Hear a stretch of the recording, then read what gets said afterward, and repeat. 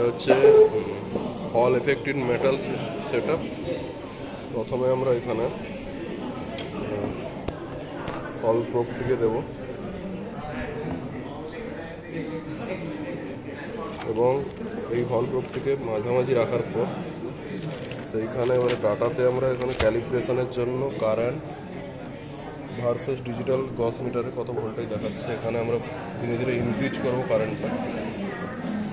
এখানে অ্যাম্পিয়ার 25 আর একটা রেঞ্জ এবং তার করেসপন্ডিং এখানে গস এখানে দুটো রেঞ্জ আছে, এটাতে থাকলে ×1 আর এটাতে থাকলে ×10।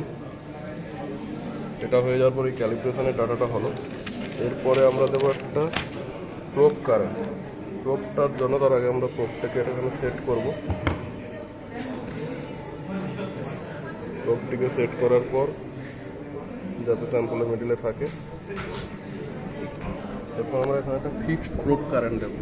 ফিক্সড প্রোব কারেন্টটা এখানে আমরা দুটো কারেন্টের জন্য নিচ্ছি, 15 এবং 19 or 20 কিছু একটা।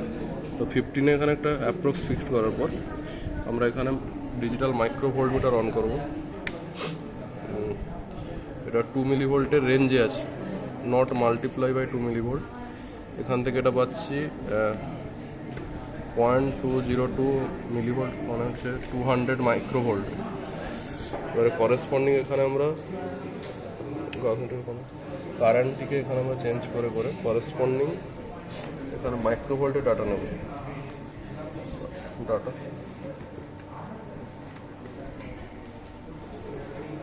করেসপন্ডিং ডাটা নেব আমরা। প্রথমে হচ্ছে একটা স্যাম্পলের কারেন্ট ফিক্সড আছে 15 অ্যাম্পিয়ার, তারপরে 19 অ্যাম্পিয়ারের জন্য করেসপন্ডিং ডাটা নেব।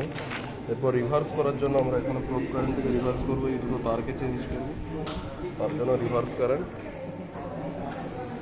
এটা হচ্ছে হল এফেক্টেড মেটাল।